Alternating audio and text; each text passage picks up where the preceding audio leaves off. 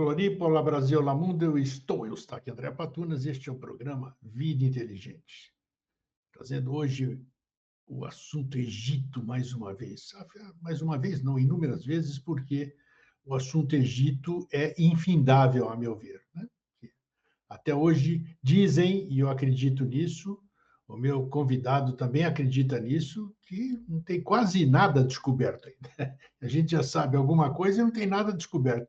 Na verdade, está tudo encoberto, encoberto de formas por acobertamento mesmo, e encoberto pela areia que tem ao longo de 3.000 anos, 5, sabe-se lá quanto, né? Mas quem viver verá, como diz o velho adágio. Então, hoje o nosso assunto é dois personagens míticos, que é muito interessante, porque esse mítico, ele parece que entra na história, né? Ele entra na história. Então, mitologia misturada com história verdadeira, é interessante isso. Por isso que é o tema de nosso hoje. O nosso tema hoje vai ser Ísis e Osíris. Certamente você já ouviu falar desse casal, né? Dessas duas pessoas, homem e mulher. Então, para isso, eu trago meu querido amigo e irmão Paulo Iannuzzi, que adora o tema Egito, né? Tem uma afinidade incrível e vai nos trazer informações relevantes, pode ter certeza. Como é que você está, Paulo? Tudo bem?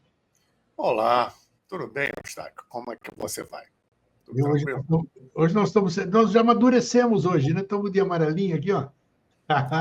Pois é, não Não, foi combinado, hein? não, então, estamos amarelinho aqui, ó. Aliás, em nenhum momento a gente combina nada.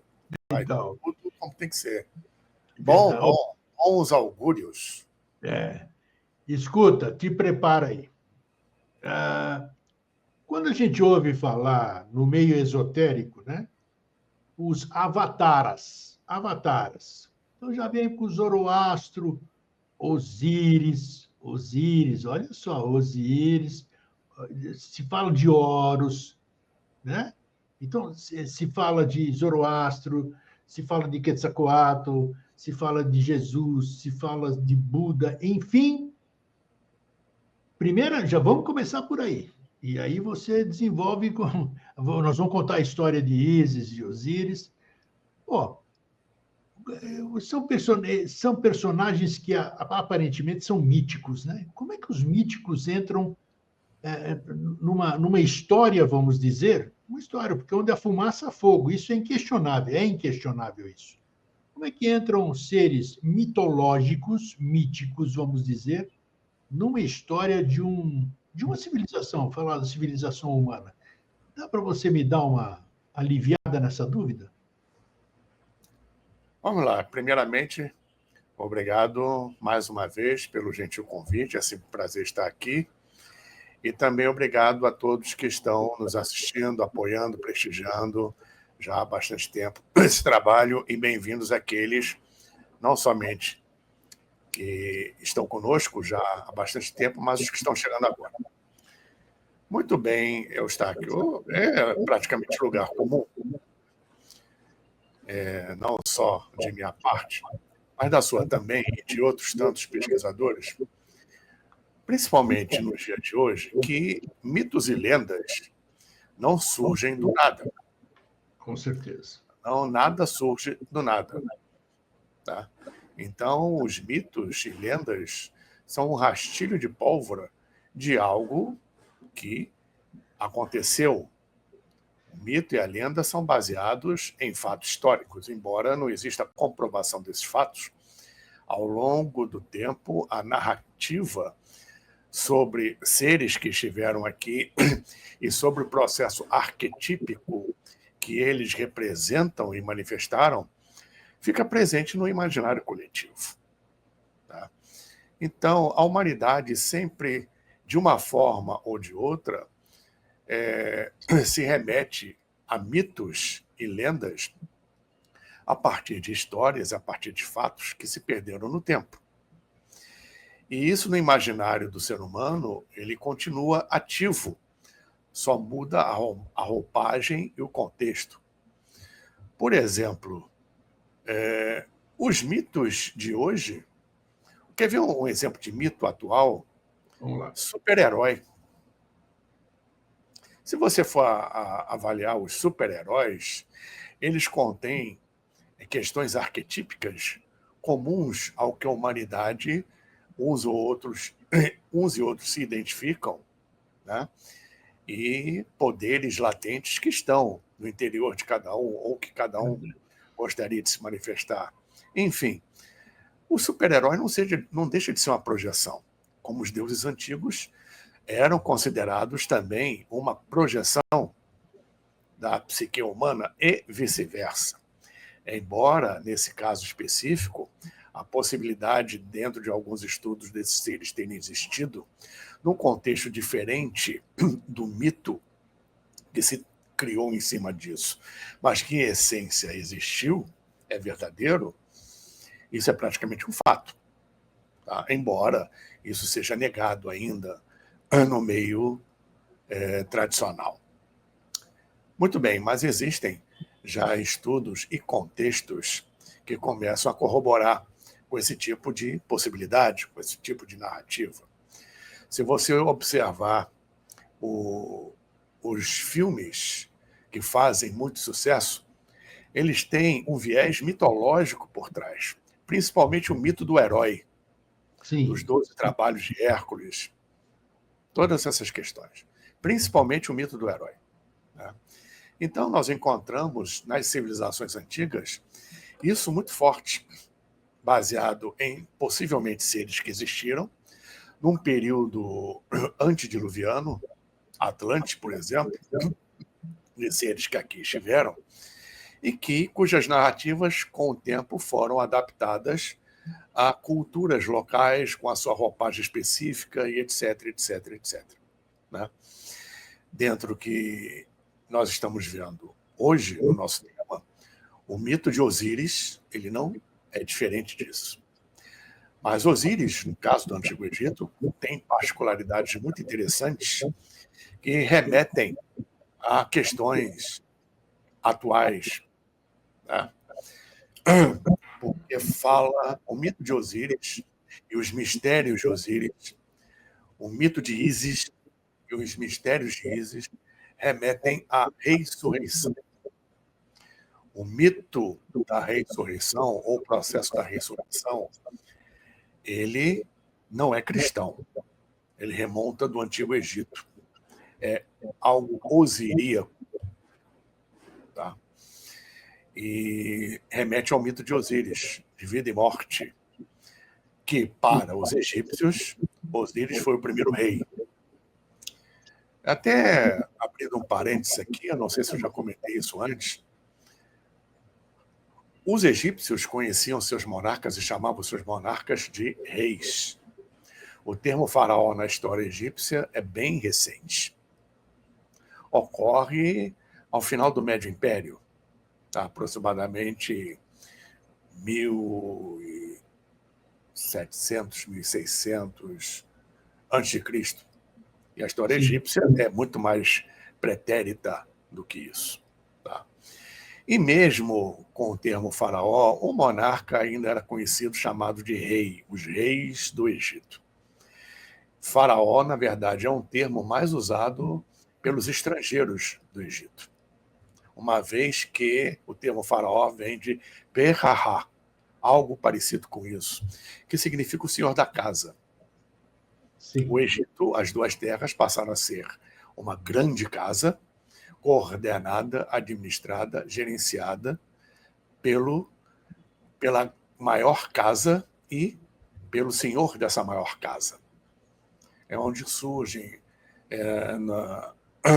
nos primórdios do Egito, na sua formação, os clãs, as ordens, os senhores dos lotes que vão se unindo até formar um grande administrador temporal e espiritual, o grande senhor da casa, que é Perhahá, da onde vem o termo faraó, senhor da casa.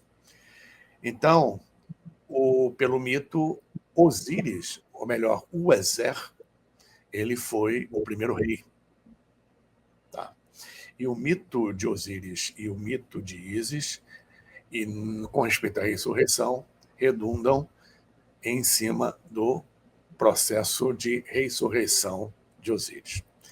que, em verdade, como eu acabei de dizer, era o nome dele era Uezer, ou, numa pronúncia mais próxima, porque a pronúncia exata ninguém tem, de qualquer termo, ainda mais uma civilização muito antiga, como a egípcia.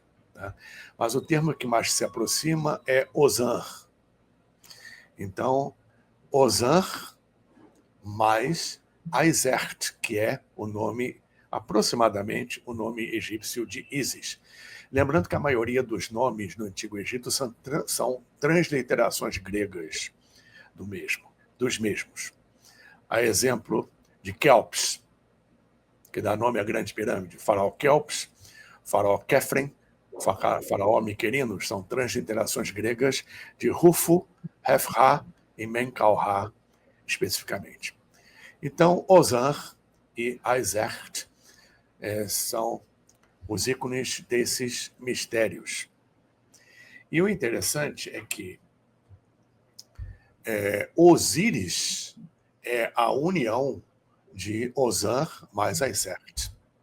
Osíris é a união de Uezer mais Ísis, dentro dessa nomenclatura depois adaptada e transliterada.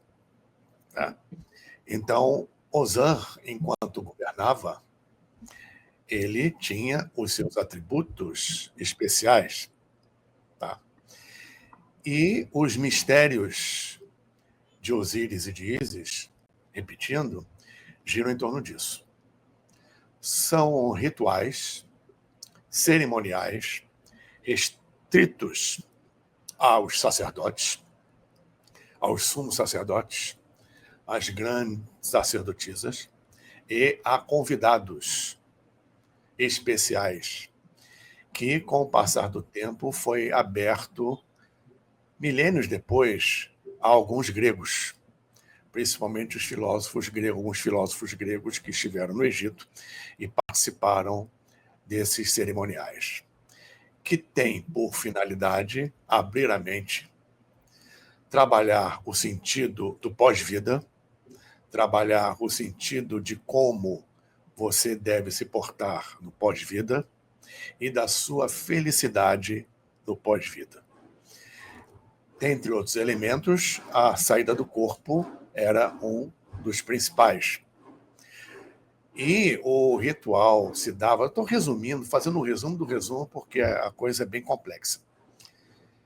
O ritual ele tinha um ponto-chave no retorno à consciência do iniciado, onde, mais tarde, os gregos chamavam de estado de Serapis, que os gregos transformaram o chamado estado de Serapis, ou o termo Serapis, numa divindade. Divindade essa que no Egito não existia, passou a existir depois do período ptolomaico, ou um pouco antes dele, por conta desses mistérios. Porque Serapis era dado o nome de Serapis para aquele que, com sucesso, concluía esses cerimoniais, tá? Porque Serapis, em termos gerais, significava aquele que conseguiu transformar sua própria natureza. Era um título, então? Não, era mais que um título. Era uma condição. Ou seja, o indivíduo voltava do ritual, não voltava o mesmo. Tá? Qualquer processo de iniciação séria e profunda, a pessoa não volta a mesma. Existem situações de vida que impressionam tanto, ou traumatizam até, que você não é mais a mesma pessoa. Então, um ritual nesse nível, o indivíduo alcançava o estado de Serapis, no sentido transcendente, no sentido positivo. Ou seja, ele transformava a sua própria natureza. Não era mais o mesmo. Tinha uma eclosão, amplitude, expansão de consciência monstro. Tá? Isso permitiu, por exemplo, que alguns filósofos gregos desenvolvessem em grande parte os seus atributos, formando justamente academias, alunos, e transmitindo conhecimento até que não só eles adquiriram no Antigo Egito, como acessavam de forma transcendente em planos superiores. Tá? Ô, Paulo, você está falando... Mas no Egito eram muito complexos e muito profundos. Onde começou? Você está falando, você já inseriu Osíris no contexto, mas esses rituais que você está falando, você pode me falar um pouquinho da origem deles? Você falou que Osíris participava desses rituais, né? Foi isso que eu entendi? De que Não, os forma? rituais foram a partir do mito de Osíris. A partir dos... Exatamente. Então, quando é que surgiu o mito de Osíris? E eles se basearam, os que vieram depois, vamos dizer, da criação do mito de Osíris, não importa como é que ele foi criado, aí os rituais eram em cima disso. Como é que houve essa... Sim, eu já ia chegar nesse ponto. Ele Então tá faz legal. parte aí da nossa exposição. Desculpa. E não só no Egito, com outros nomes e outros ícones, isso existia em outras civilizações, especialmente na Índia. Tá? Sim. Na Índia Antiga também tinha muito disso, guardadas as suas devidas proporções culturais e de contexto. Né? No caso de Osíris, isso se perde na noite dos tempos. Provavelmente isso tem origem atlante. Tá? Opa. Tá. Mas o mito de Osíris, ele começa, conforme estava sendo dito, Osíris foi considerado o primeiro rei. E não era só o primeiro rei. Dentro do panteão egípcio, Osíris foi considerado o pai da humanidade. Os cerimoniais osiríacos eram basicamente do processo da ressurreição do próprio Osíris, ou seja, o Ezer mais Isis, depois eu vou explicar por que isso, tá? E o reinado como pai da humanidade. Tá? É uma divindade junto com Osíris, com Ísis, com Néftis, com seus filhos Horus e Sete, Horus e Anubis, seu irmão Sete, ou seja, são divindades mais próximas da humanidade, segundo o mito. Né? Então, os rituais osiríacos, em verdade, atravessaram o tempo e você encontra isso no ritual cristão. Sim. Em alguma parte, inspirado nesse processo. Tá? Então, vamos lá, vamos desde o início. O mito reza o seguinte: Sete, e o culto de Sete, ele foi, nos primórdios do Egito, muito comum. Sete, irmão de Osíris, era a divindade relativa ao submundo, às trevas, ou seja, a tudo aquilo que testa e prova o ser humano. Aí não tem ligação nenhuma com Bíblia, nem nada, né? Essa história, né? Não, em princípio não. Ok. Então, Sete, irmão de Osíris, pelo mito, por ciúme, inveja, egoísmo, etc., por Osíris ser um grande rei, luta com Osíris e o mata. Ele não só mata, mas ele esquarteja Osíris. Ele corta... Osíris não. Ozan.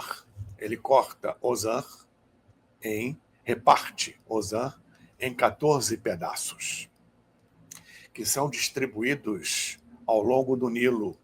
Não no rio, mas às suas margens. Sim. Tá? E o falo é atirado no Nilo e devorado por um monstro do Nilo. Muito bem. Pelo mito egípcio, esses 14 pedaços vão criar pontos de energia, ou vórtices de energia, que já existem ali pela natureza da geografia sagrada. E nesses pontos, tá, com o tempo, ergueram-se templos com uma divindade central e formando uma Enéada de mais 8, no total de 9. Todos os templos egípcios tinham Enéadas, eram formados por Enéadas. Né? Um arquétipo central cercado de mais 7, mais 8. O número 9 era extremamente sagrado no Antigo Egito. Muito bem. Então, cada um desses 14 pedaços foram distribuídos ao longo do Nilo e em cada ponto onde foi depositado um pedaço do corpo de Osíris, surge um templo e em torno do templo uma cidade. Foi assim com Bubastes, foi assim, embora fosse um pouco mais para o interior, Bubastes foi assim com Mênfis, a primeira capital, foi assim com Abidos, Tebas, etc, ao longo do tempo. Muito bem. Isso feito, entra Ísis e Horus e Anubis na história. Tá? Aizek, ou Heru, e Antu ou Ampu, que são os nomes originais de egípcios de Ísis, Horus e Anubis. Muito bem, o que Ísis faz? Ísis reúne os 14 pedaços e pede para o seu filho Anubis, o senhor do submundo, aquele que conduz as almas no Duat. Duat é o mundo dos mortos. Sim. Fica à margem esquerda do Nilo, que é onde é o deserto, onde não tem vida e é onde Ra se põe, o sol. Tá? E, nesse processo, ela pede para Anubis confeccionar o primeiro sarcófago. E o primeiro sarcófago, muitos acreditam, inclusive eu, pode ser viagem isso, mas eu não acredito, claro, ser uma herança iconográfica de câmaras de ressurreição da Atlântida, ou seja, tecnologia pura, que os egípcios trouxeram isso como uma memória ancestral e criaram os sarcófagos. E pelo mito, Anubis foi quem criou, elaborou, confeccionou o primeiro sarcófago. E os pedaços de Osíris foram reunidos no sarcófago e Ísis levanta o seu véu e sopra o seu hálito divino nas narinas de Osíris, e com aquele alento Osíris ressurge. E ele ressurge na cor verde, na cor dos deuses, e banhado pelo sangue de ouro, porque para os egípcios o corpo por dentro e principalmente o sangue eram feitos de ouro. E Osíris tem o tom verde porque ele passa a ser Osíris verdejante, aquele que ensina a agricultura e a subsistência para o povo. Mas ele está sem o falo. Então, ele é um ser com o alento de Ísis, um ser andrógeno. Ele complementa perfeitamente os dois gêneros. Hermafroditismo é uma coisa que existiu na Lemúria. Androgenia é outra coisa, que é o futuro da 7ª raça do ser humano. Ou seja, você unir perfeitamente os dois gêneros dentro de si.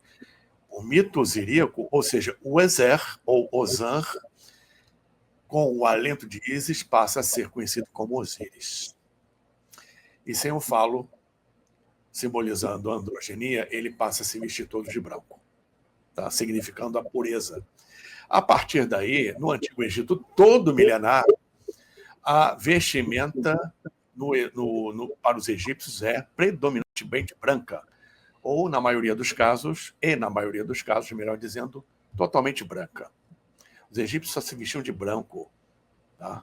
Ou com uma cor ou outra, dependendo da estação, dependendo do culto a determinada divindade, etc. Mas era sempre predominante branco, porque Osíris era o pai da humanidade. Sim. Osíris estava para os egípcios como Jesus está para o cristão. É só estudar, pesquisar, está tudo ali. Um adendo interessante. Os egípcios tinham uma prática osiríaca, tá? Que era plantar trigo aos pés de estátuas de Osíris. Quando aquele trigo crescia, dele era feito pão, que em cerimoniais era repartido com as pessoas junto com vinho. Isso soa familiar? Claro, né? Pois é. Isso milhares de anos antes Sim. da era cristã. Muito bem. Os rituais do mistérios de Osíris e de Ísis reproduzem esse mito. Porque enquanto isso acontece, o outro filho de Osíris, Horus, ou Her, ou Heru, ou Neter, Neteru, ele vai à caça de Sete e trava um combate. Toda essa história está em relevo de imagens e de hieróglifos numa parede enorme no templo de Horus, em Édifo. Eu lá estive, eu vi, é um paredão que não acaba mais, que conta esse mito todo. Tá? E está no templo de Horus, por quê? Porque Horus, ele vai vingar o pai, vai vingar Osíris, e entra em combate com Sete. Mas só dá empate. Até que Horus recorre a Ra. Ele sobe, vai até os páramos celestiais e pede ajuda a Ra, o deus Sol, que está muito longe de ser o Sol físico que os egiptólogos acreditam. Ou seja, Ra era, em verdade, o Logos. Era visto pelos egípcios como algo muito além do Sol. O Sol é uma manifestação física do Logos, ou seja, Ra é a manifestação física de um processo muito mais profundo. E é sobre isso porque, convenhamos, sem o Sol, não tem vida, não tem nada aqui na Terra. Não tem nada em lugar nenhum. Tá? Qualquer detalhe mínimo que aconteça no Sol tem uma repercussão monstro aqui na Terra. Com certeza. Tá? Então, os egípcios entendiam isso muito bem. E Horus recorre a Ra. Ou seja, Ra era o quê? O absoluto. Era tido como manifestação da divindade absoluta, né? Que era representada por Atom, expressa em Amon e expressa em Ra, e depois, de uma forma política, juntaram os dois em Amon-Ra. Mas isso é uma outra história. Tá? Então, o que Ra representava? Representou o número 1. Dentro da gemátria, numerologia cabalística, o 1 é o número do absoluto. É o 1 que faz a diferença. Basta apenas 1 para transformar um número ímpar em par, ou um número par em ímpar. Basta 1 para transformar a natureza das coisas. O 1 é o absoluto. Ou seja, você só consegue transformar as coisas com a presença do divino. E ele recorreu ao divino.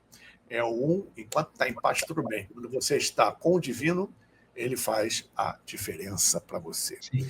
E, pelo mito, Horus recorre a Ra, e Ra diz para ele: desça a terra investido da minha luz e da minha glória. E Ra desce com a forma do Her, que é Horus, Beredet. O Her Beredet é o chamado Sol alado, aquele símbolo que fica em cima dos portais dos templos, que é o disco solar com as asas do falcão abertas. Ele desce. O que o egípcio entendia como Her Beredet, o Sol alado, é o que a gente hoje entende como a pomba do Espírito Santo.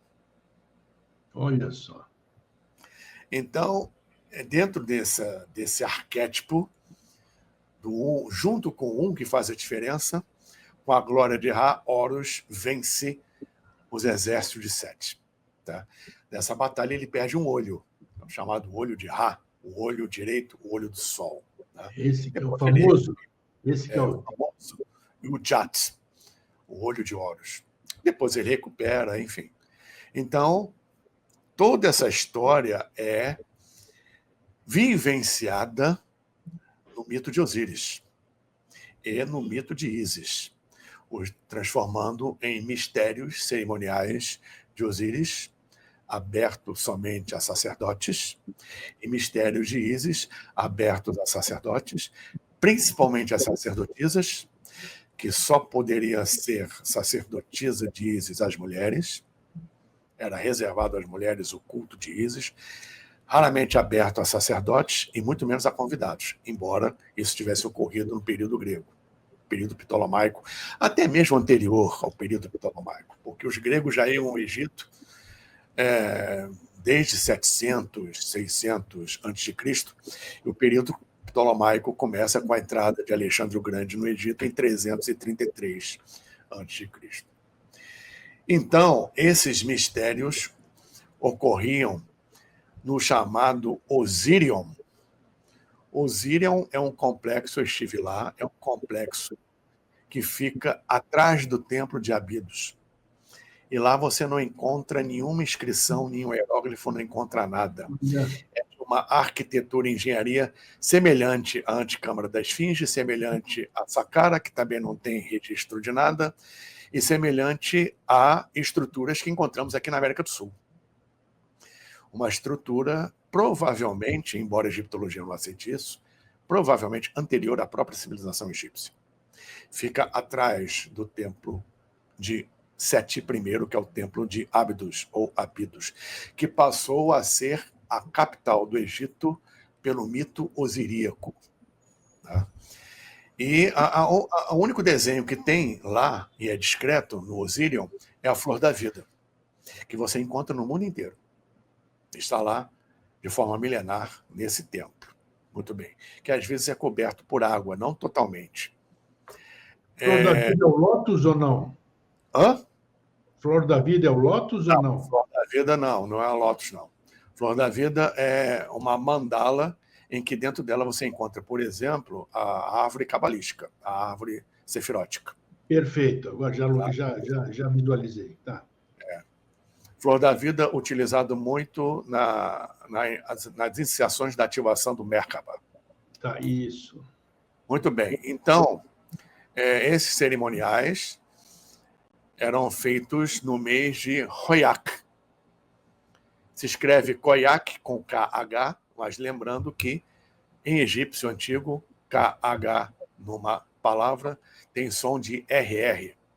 A exemplo do CH em hebraico, que tem som de RR quando inicia uma palavra. Tá?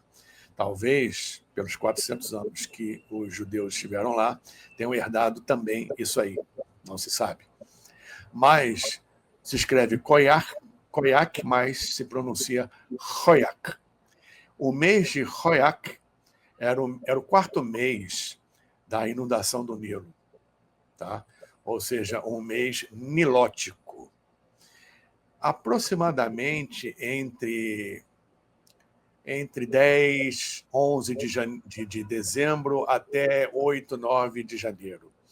Era esse mês em que os cerimoniais dos mistérios de Osíris e os mistérios de Ísis eram feitos, para que esse mito fosse, obviamente, reproduzido no sentido iniciático para uma eclosão de consciência, para um entendimento melhor do que é a vida, que não cessa com a morte, como lidar com isso, tá? Tornando a vida física e o pós-vida como um todo integral. Tá? E como se portar diante do cerimonial da pesagem do coração, que é conhecido como, erroneamente, como Tribunal de Osíris. O julgamento das almas. Então, os mistérios osiríacos e ascéticos, ou de Ísis, tinham basicamente essa finalidade. O povo participava, sim, só no início, com procissões alusivas à chamada Paixão de Osíris. Muito parecido com o que a gente, no mundo cristão, hoje, faz, principalmente no meio católico, com a Via Sacra. Sim. Já existia uma espécie de via sacra com respeito à paixão e morte de Osíris. A gente vê algumas similaridades, às vezes assustadoras, né? Surpreendentes mesmo. Para quem pesquisa isso, obviamente, não causa tanta surpresa, mas ouvindo assim de prima, realmente é um caso a se pensar e a se pesquisar.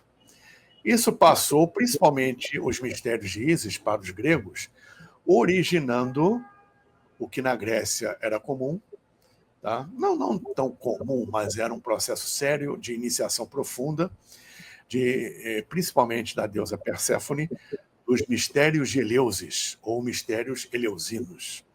Os mistérios eleusinos foram baseados e inspirados nos mistérios principalmente de Ísis, também de Osíris, mas principalmente de Ísis.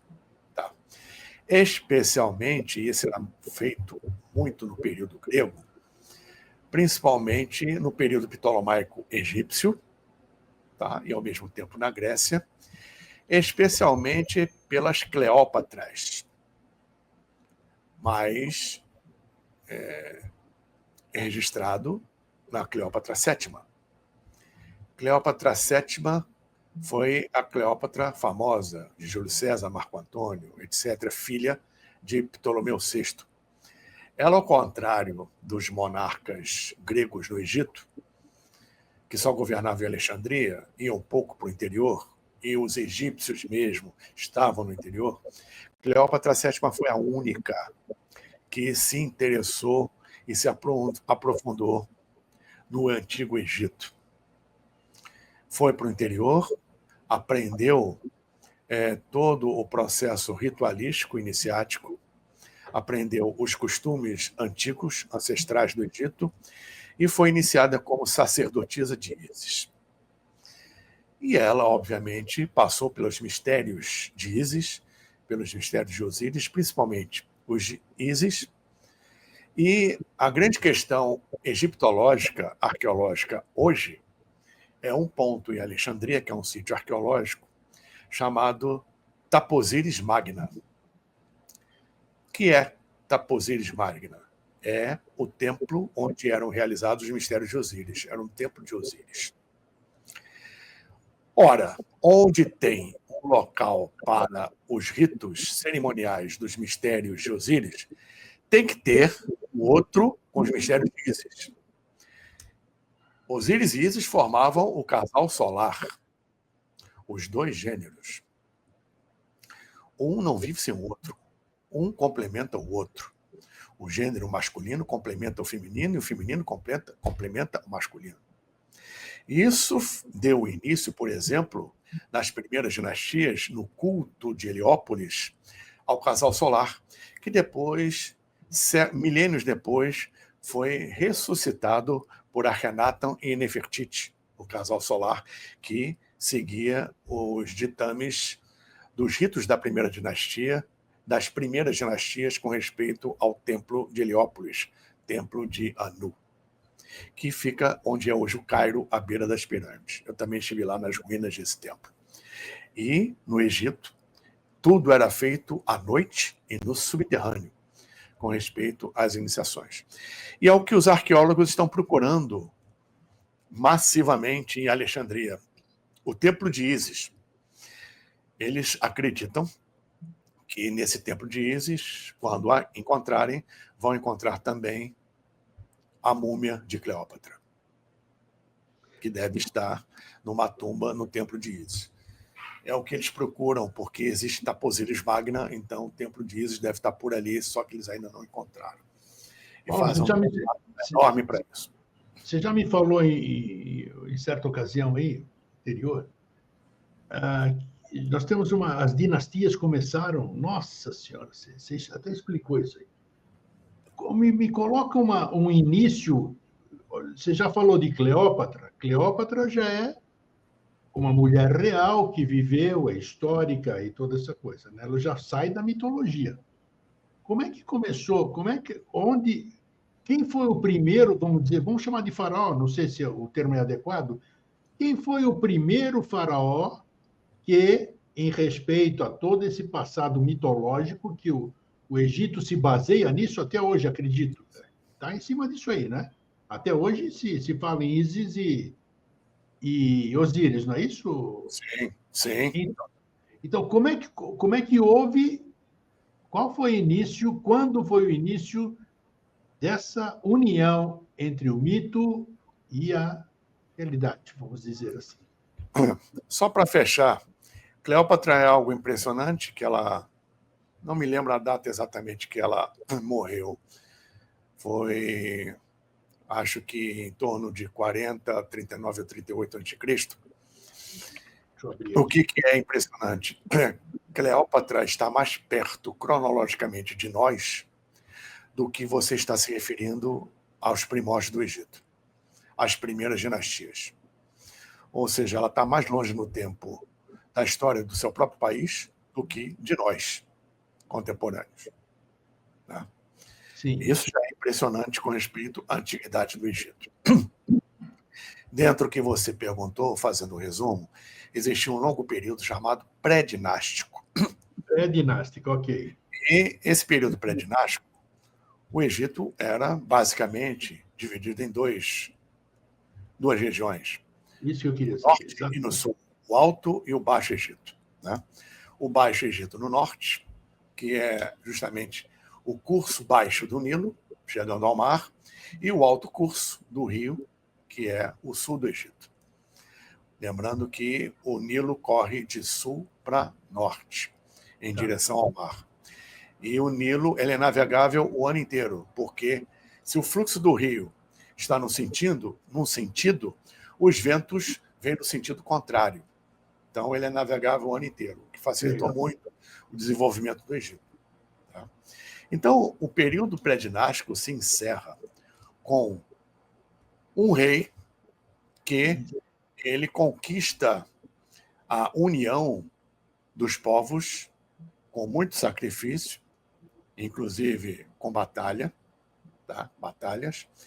mas ele consegue unir as duas terras, os dois reinos.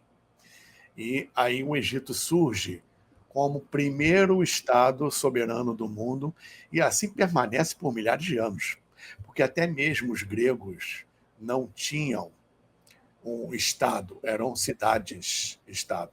Como era no mundo inteiro, até os reinos da Índia antiga eram reinos locais, não existia uma união, tá? Como um país. O Egito foi o primeiro e assim permaneceu por milhares de anos. Então, este rei é conhecido como Narmer.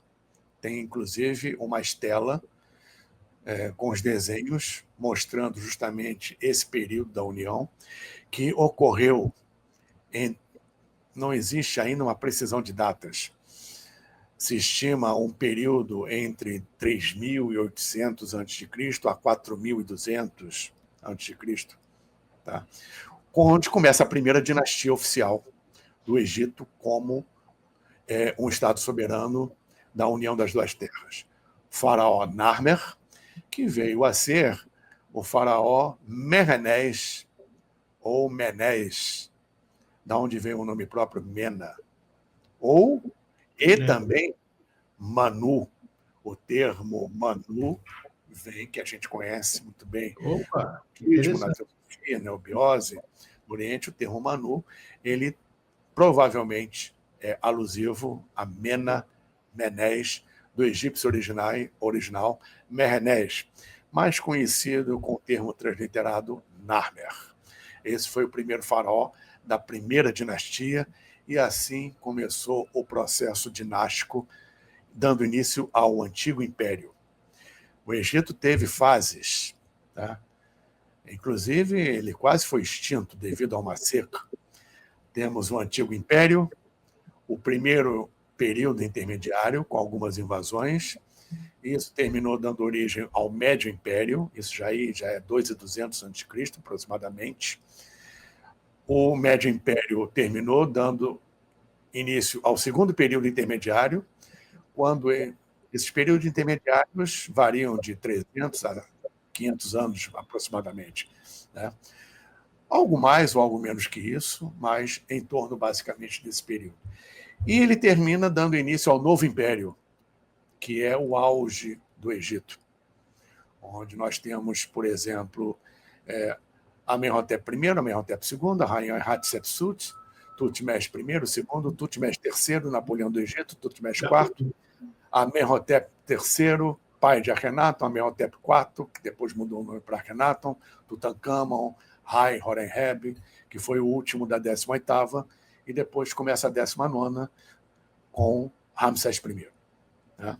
Então, e depois tem o último período intermediário, enfim, quando começa o declínio do Egito a partir de Ramsés III, com a morte de Ramsés III. Tá? Então, os mistérios de Osíris, de Ísis, eles, em verdade, embora as compilações gregas sejam de um período do Médio Império, do Templo de Abidos, Templo de Sete I, que é um templo osiríaco, tá? Em verdade, esses mitos vêm de muito antes, vêm do período pré-dinástico. E, segundo, repetindo o mito egípcio, Osíris reinou como um ser humano comum. Agora, a exemplo de outros deuses como Tote, Anubis, etc., há uma teoria dizendo que o próprio Hermes Trismegistus, com a figura de Tote, tenham existido em carne e osso na Atlântida e emigrado para o Egito, que era uma região conhecida. Eu não digo que tenha sido colônia, mas um local em que havia um investimento cultural, principalmente, em outros locais do mundo também, por parte dos atlantes. Tudo leva a crer, tudo leva a crer. Tudo leva a crer. Levando também em consideração que, numa linha de tempo maior, por exemplo, a NASA até já confirmou isso, em 12, 14 mil a.C., ali não tinha deserto, não. Provavelmente as pirâmides e as Esfinges devem ter sido construídas em campos verdes. Com o dilúvio ou afundamento da Atlântida, a corrente do Mediterrâneo mudou e desertificou o norte da África.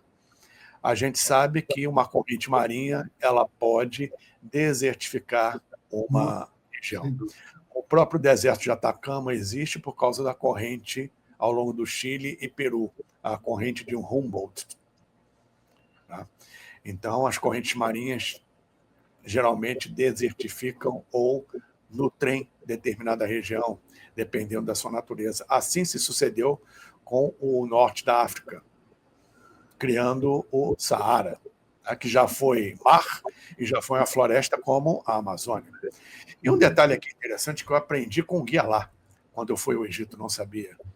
Ele falou, acho que isso é verdade, ele não ia, era um cara da Universidade do Cairo, ele disse que o termo deserto do Saara, que a gente usa muito no mundo, é redundante, porque no árabe egípcio, que é um pouquinho diferente do árabe de outros países, porque tem influência latina, tem influência copta, então Sim. Tem uma diferença no árabe egípcio, e no árabe egípcio, Saara é deserto. Eles chamam lá de Grande Saara, Grande Deserto, ou seja, deserto Saara é redundante. Olha só. Uma curiosidade. É muito curioso mesmo, puxa vida. E hoje é vivo ainda você... eu não acompanho muito esses aspectos culturais, assim, vamos dizer. Hoje o egípcio, a civilização egípcia atual, os seres que moram no Egito, eles cultuam o quê? Eles cultuam ainda a mitologia ou eles estão mais adeptos ao aspecto muçulmano da questão? Que eles são muçulmanos? Não, de forma alguma. Não cultuam nada. Opa. Porque para eles isso é mito, é questão histórica e turística, que Sério? é um levante para o país que vive do turismo. É um país muçulmano, tá? Com uma tolerância, uma boa tolerância cristã, porque o Egito foi o primeiro lugar em que o cristianismo se expandiu. O cristianismo primitivo. Tá? O primeiro lugar foi o Egito, que aceitou e acatou muito bem. Tanto que temos até hoje, desde tempos remotos, ativos mosteiros cristãos no deserto, em retiro completo, inclusive em algumas montanhas, tá? Bem retirado mesmo. E, redundante a isso, com o tempo surgiu a Igreja Ortodoxa Copta, que é cristã. Sim. E lá é muito interessante porque você encontra, como eu vi, até tirei foto, uma igreja copta do lado de uma mesquita. Tá? Então, o local de culto cristão e o local de culto muçulmano. E o copta é muito interessante porque o idioma copta é redundante do hierógrafo egípcio, do idioma egípcio que se falava.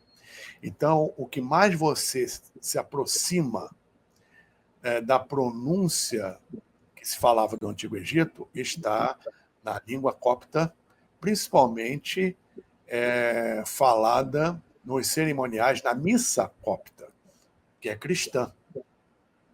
Tá? É muito interessante esse processo. Então, nesse ponto, o árabe egípcio ele é bem tolerante, mas a predominância é muçulmana. Para o muçulmano, cultuar deuses antigos, ou mitos antigos, é haram, é pecado mortal, uma afronta a Allah. Eu passei por isso porque o simples fato de eu querer, num local ali dentro do templo, me reunir com o pessoal para uma meditação, alguma coisa, era visto como afronta a Allah, como culto aos deuses antigos, ou seja, paganismo para eles. É proibido isso. Eles ficam de olho. E não só ficam de olho na gente, eles fiscalizam o guia, porque o guia não pode permitir isso. Tá? Então, nesse ponto, é muito complicado. Você, para fazer uma meditação pura e simples, tem que ser algo bem reservado, num local reservado. Longe qual é o percentual ali de religião, vamos dizer? Muçulmano? É alto pelo que você está falando aí. Praticamente 98%, 99%. Nossa Senhora. É muçulmano mesmo, é um país muçulmano. Leis muçulmanas. Eles seguem com tolerância a Sharia. É um país sunita, porque os muçulmanos, o Islã, tem essa divisão em relação à questão de Maomé, os xiitas e os sunitas, né? É um país sunita. Geralmente os países árabes mais ocidentais, em torno de Israel, Arábia Saudita, à exceção da Jordânia, Arábia Saudita, Síria, Líbano, Egito, são sunitas. Irã, Iraque, Jordânia, Iêmen, são xiitas. Isso já é uma outra história, isso demora a explicar porque é complicado, eu poderia explicar aqui, mas a gente não tem tempo. Mas a base é Maomé. Temos tempo, infelizmente.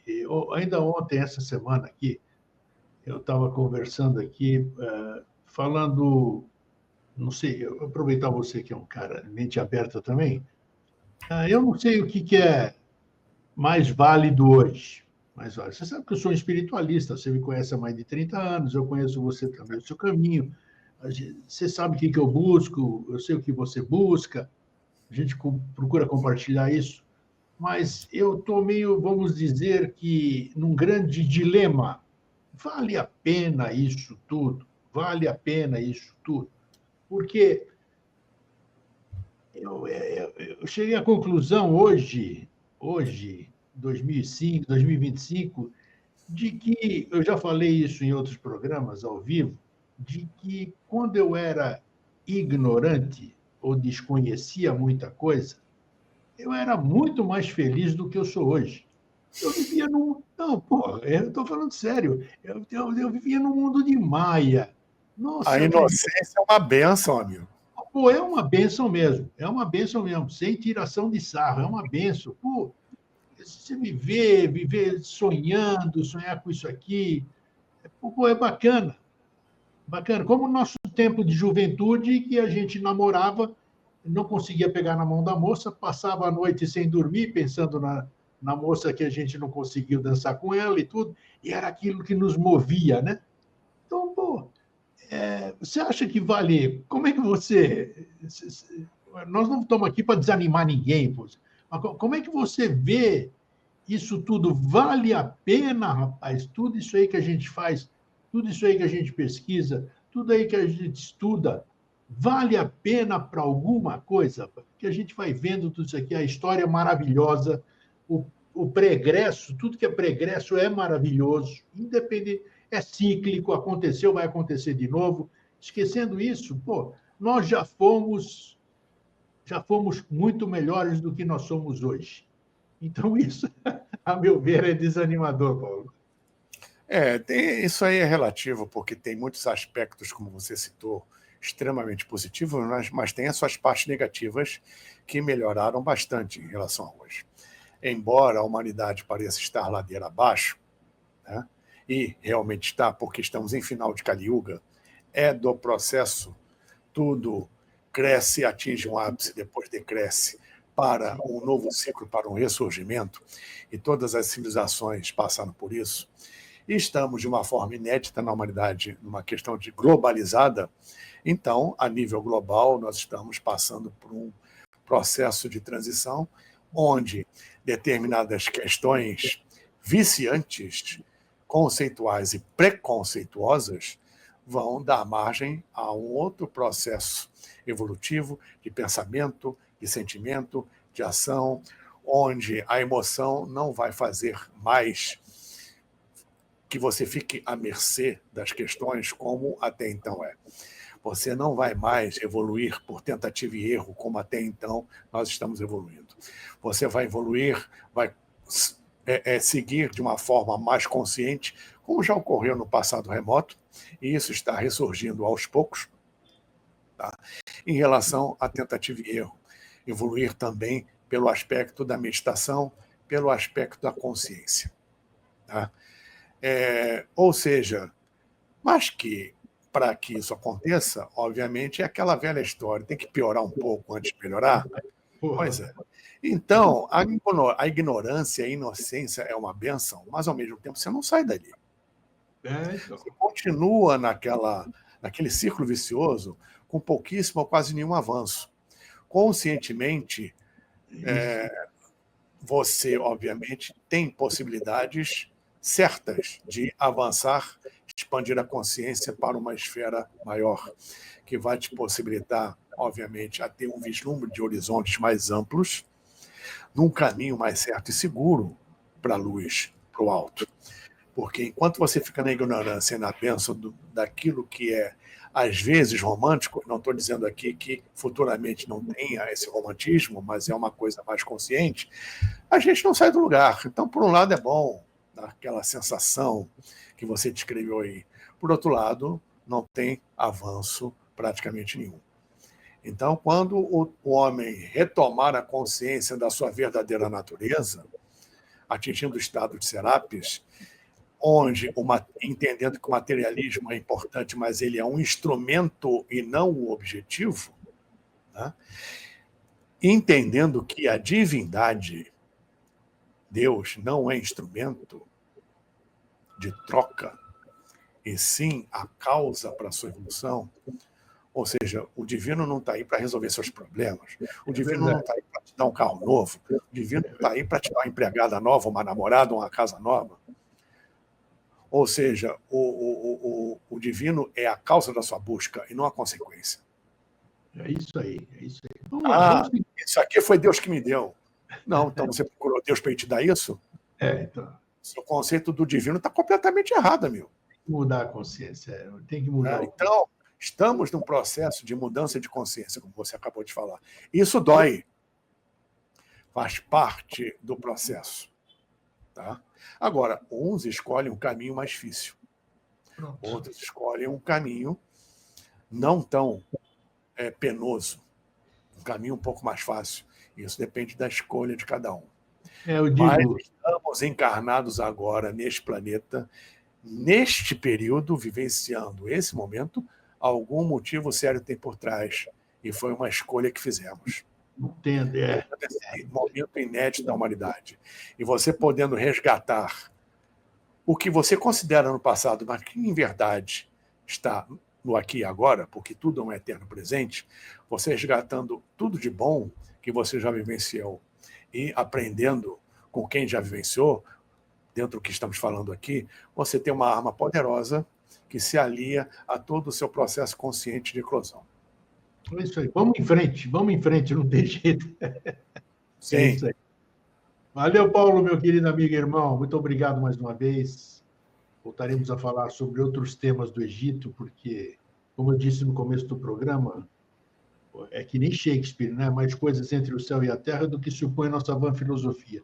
E o Egito tem muito, como eu disse, tem muita coisa para ser descoberta e tem muita coisa que pode nos ajudar nisso aqui que nós finalizamos o programa hoje, nesse nível de consciência. Tem muita história aí. Paulo, forte abraço, meu querido. Muito obrigado. Tenham todos uma boa noite, uma boa semana. Que Deus abençoe a todos nós abundantemente. Namastê. Tchau, tchau. Forte abraço. Tchau. Gente, história. É bom, sabe, conhecer história, né? Porque quem nos precedeu deixou coisas plantadas para nós colhermos. Muitas vezes a gente não tem a manha de colher, né? Então tá aí. E a gente fica aí se questionando. Mas é assim, é cada um no seu processo. Isso tem que ser respeitado. Gente, fraterno abraço, um feliz sempre e até a semana que vem. Tchau.